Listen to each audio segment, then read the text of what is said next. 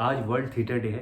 इस वीडियो के अंत में मैं आपसे एक प्रश्न पूछूंगा और जिसका जवाब आपको गूगल से ही ढूंढ कर बताना चाहिए, कमेंट में लिखना चाहिए या फिर आपको अपने ज्ञान के लिए इस प्रश्न का उत्तर ढूंढना चाहिए। लेकिन वो प्रश्न मैं आपको इस वीडियो के अंत में पूछूंगा।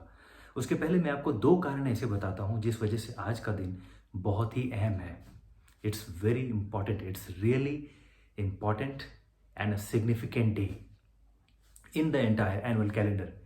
क्योंकि आज के समय में वर्ल्ड थिएटर डे, चूँकि हम थिएटर, ये जो नाट्य, ये जो कला है, इसका हम सेलिब्रेशन नहीं करते, तो इसके कारण ही हमारे अंदर की जो रुग्ण प्रवृत्तियां हैं वो अलग अलग तरीके से बाहर निकलती है। अगर हम चाहते हैं कि विश्व में सचमुच शांति हो, युद्ध ना हो, युद्ध की जो विभीषिकाएं हैं अगर हमें डराती हैं, तो हमें अपने बच्चों को, अभिभावकों को बहुत ही अर्ली एज से किसी न किसी तरीके से थिएटर, नाटक, कला के माध्यम से उन्हें जुड़ने का अवसर देना चाहिए। वो किसी भी रूप में हो सकता है, ज़रूरी नहीं कि हर कोई स्टेज पे जाकर अभिनय करे, एक्टिंग करे। वो बैक स्टेज कोई काम हो सकता है, वो कॉस्ट्यूम रिलेटेड कुछ काम हो सकता है, वो कुछ संगीत वादन का कोई काम हो सकता है, कोई म्यूजिकल इंस्ट्रूमेंट्स बजाने का काम हो सकता है, वो सिंगिंग हो सकता है, कुछ भी हो सकता है, वो स्टोरी राइटिंग हो सकती है। लेकिन किसी न किसी तरीके से अगर थिएटर से हम अगर बचपन से जुड़े रहते हैं, तो होता ये है कि हमारे भीतर एक तरह का रेचन होता है, एक कैथार्सिस होता है। और जो वायलेंस और अलग अलग तरीके की जो वृत्तियां हैं इंसान में, जो कि एक सच्चाई है, उसको एक हेल्दी रूट मिलता है एक्सप्रेशन का। जो आउटबर्स्ट होते हैं हमसे, अलग अलग वृत्तियों के, टेंडेंसीज के, उसका एक हेल्दीएस्ट मीडियम है ऑफ सेल्फ ग्रोथ, ये थिएटर, ये जो जो जो कला, जी जो नाट्य कला जिसकी हम बात करते हैं। तो ये एक बहुत बड़ी वजह है कि चूंकि हम इस चीज़ पे ध्यान नहीं देते, इसलिए आखिरकार अंत में वो निकलता है बड़े बड़े युद्ध के रूप में। और चूंकि आप स्टेज पे आप वो रोल नहीं कर पाते, तो आप बहुत बड़े स्टेज पे वो करना चाहते हैं, लाइफ के बहुत बड़े स्टेज पे, और आप गन उठा लेते हैं और आपसे वायलेंस होता है। और फिर हम ये कहते हैं कि दुनिया में वायलेंस बढ़ रही है। बढ़ेगी, निश्चित रूप से बढ़ेगी, क्योंकि जो नेसेसरी कैथारसिस थी वो हमने नहीं किया। क्योंकि ये एक पार्ट है, violence is a definite truth, it's a tendency of human beings.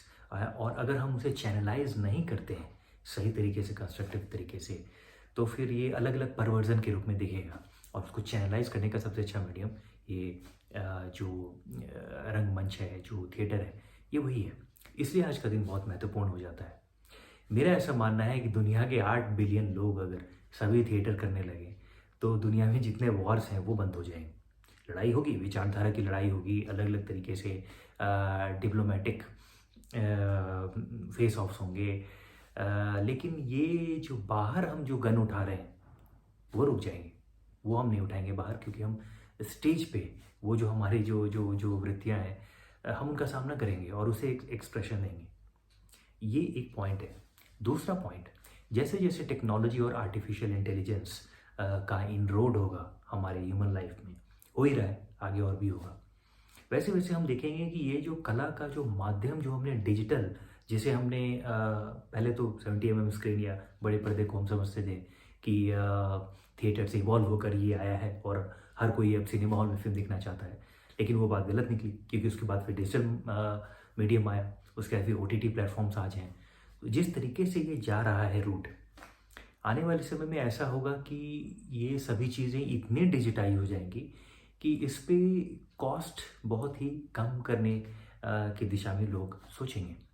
मैं क्या कहने की कोशिश कर रहा हूँ, मैं ये कहने की कोशिश कर रहा हूँ कि आज अगर हमारे सॉफ्टवेयर से, अलग अलग सॉफ्टवेयर को, कोई बड़े सॉफ्टवेयर की ज़रूरत नहीं है, आप तो इसे आप इसे आफ्टर इफेक्ट में कर सकते हैं, फोटोशॉप में कर सकते हैं। और मुझे याद है कि जब हम लोग फ्लैश सीख रहे थे कई साल पहले, तो उसमें भी इस तरीके के छोटे छोटे ग्राफिक्स से बताई जाती थी ये बातें। एनिमेशन में ऐसे बहुत सारे ऐसे टूल्स थे उस समय, अभी तो बहुत एडवांस्ड हो चुकी है बातें। तो जब मैं उस तरीके से कार को क्रिएट कर सकता हूँ और कार के टकराने का सीन दिखा सकता हूँ, तो मुझे रियल लाइफ में, वास्तविक दुनिया में जो लाखों करोड़ों में हम जो तैयार करते हैं ट्रेन के इंजन, कार के इंजन और ये बसेस, उससे जो हम टकराते हुए दिखा के जो आग जलता हुआ दिखाते हैं, उसकी ज़रूरत नहीं पड़ेगी। और जो जो इंसानों को स्टंट करना पड़ता है जान जोखिम में डालकर, उसकी ज़रूरत नहीं पड़ेगी, क्योंकि सब कुछ टूल्स पे बैठे बैठे कंप्यूटर के माउस क्लिक से हो सकेगा। तो ये एक तो ये बात हुई। दूसरी बात है कि इसमें होगा ये कि आज जो हो रहा है ना कि एक कंट्री है जो कि मंगलयान भेज देता है मंगल ग्रह पे, मार्स ऑर्बिटर मिशन, $74 मिलियन में। और वहीं दूसरी ओर मार्स पे एक फिल्म बनती है, फिल्म केवल केवल मनोरंजन के लिए है, फिल्म मूवी। वो मार्शियन फिल्म का बजट हो जाता है $108 मिलियन। आप समझ रहे हैं $108 मिलियन का मतलब क्या है? 900 करोड़ रुपए, 9 अरब। इतनी बड़ी रकम, मतलब कि 900 करोड़ रुपए केवल मनोरंजन के लिए। आप कहेंगे कि हाँ, साइंस फिक्शन ये फिल्म है और ज्ञानवर्धक है। वही ज्ञान तो आप फ्री में एक एनिमेशन वीडियो बनाकर आप दे सकते हैं। आज के समय में जितने टूल्स और प्लगइन्स अवेलेबल हैं, या जो भी तरह तरह के एआई एनहांसमेंट्स हैं, ऐप्स हैं, उसमें तो आप इस तरह जो भी ज्ञान आपको इस सो कॉल्ड मार्शियन और ग्रेविटी फिल्मों में दिखाई दी गई है, ये सभी ज्ञान तो आपको ऐसे मिल जाएगा बहुत सारे साइट्स पे।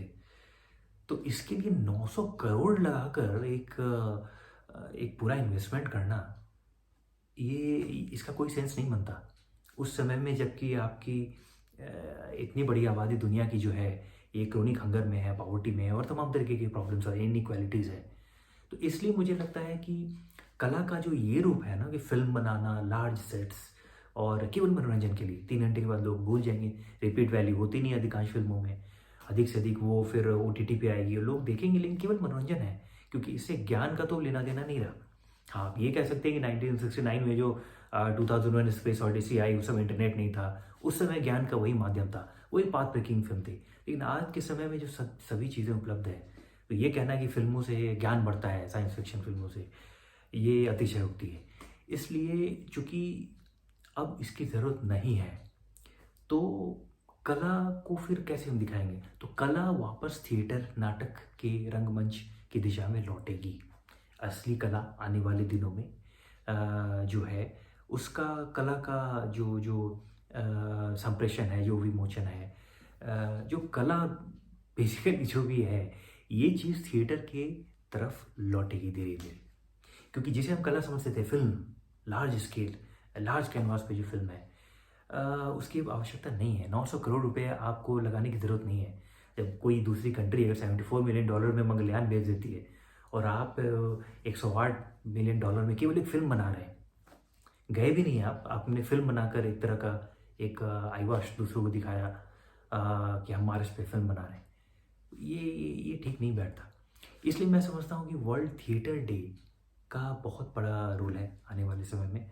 और कला का सही मायने में जो भविष्य में रूप होगा, वो थिएटर के रूप में ही लौटेगा। जहाँ से शुरू हुआ वहीं पे ये लौटेगा। और जितनी भी फिल्मों में हमने, फिल्म में, ओटीटी में, जो भी डिजिटल प्लेटफॉर्म्स पे हमने जो भी देखा है कला को जिस रूप में, आधे काम उसमें रोबोट करेंगे और आधे काम वो प्लगइन से, एआई टूल्स से अब हो जाएंगे। ऐसे ऐसे टूल्स हैं, हमें पता है, अगर आपको पता हो, स्टेबल डिफ्यूज़न, और ये स्टेबिलिटी एआई की बात मैं कर रहा हूँ, और मिड जर्नी, डैली, तो इन सब से तो आपको एक ऐसा इंसान क्रिएट हो सकता है जी जो बिल्कुल रियल लगे, और वो रियल के इंसान होंगे भी नहीं, तो आप उनको यूज़ कर सकते हैं कैरेक्टर के रूप में, जिससे किसी को कोई ऑफेंसिव भी फील नहीं होगा। और उस कैरेक्टर से, जो कि रियल है ही नहीं, इंसान जैसा दिखता है, आप जैसे चाहें उसको आप मोल्ड कर सकते हैं कैरेक्टर में। तो मैं ये मानता हूँ कि धीरे धीरे हम थिएटर की तरफ लौटेंगे। और ये कैसे होगा, इसे हमें प्रमोट करना पड़ेगा। दर्शकों का रोल इसमें बहुत अहम हो जाता है। तो ये एक पॉइंट हुआ। दूसरा एक पॉइंट हुआ कि हमारा कैथारसिस, हमारा रेजन जो है, जो जो हमारे अंदर की जो दबी हुई जो अलग अलग तरीके की वृत्तियाँ, वो निकलती हैं थिएटर के माध्यम से, और एक इंसान बेहतर इंसान बनता है, एक समाज बेहतर समाज बनता है रंगमंच से, ऐसा मैं मानता हूँ। इसलिए हम सभी लोगों को प्रमोट करना चाहिए जितना हो सके। 1,000 रुपये की आप मल्टीप्लेक्स में फिल्म देखने जाते हैं, आप 400-500 रुपये की थिएटर की टिकट खरीद लीजिए, और जो नाटक दिखाई जाती है आपके आसपास किसी ऑडिटोरियम में, वो नाटक देखने जाइए। और फिर मैंने कहा था कि वीडियो के अंत में मैं एक सवाल पूछूंगा आपसे। वो सवाल ये है, और ये मैं जानबूझकर ये सवाल पूछ रहा हूँ क्योंकि ये बहुत ही फंडामेंटल, बहुत ही बेसिक क्वेश्चन है, जिसका उत्तर मज़े की बात यह है कि अधिकांश लोगों को नहीं पता है। और वो सवाल ये है कि परफॉर्मिंग आर्ट्स और परफॉर्मेंस आर्ट्स में क्या अंतर होता है। आपको लगेगा कि दोनों एक ही शब्द हैं, लगते एक जैसे हैं, दोनों में कुछ अंतर है। तो आप गूगल कीजिए, इसी बहाने आपको पता चल जाएगा कि मैं क्या कहना चाह रहा हूँ। और इस बात को भूलिए नहीं कि थिएटर, जैसे जैसे थिएटर का ग्रोथ होता है, विस्तार होता है, समाज उतना बेहतर होता जाता है। जो 2 कारण मैंने आपको बताया अभी, इस पे आप अपने विचार प्रकट कीजिए।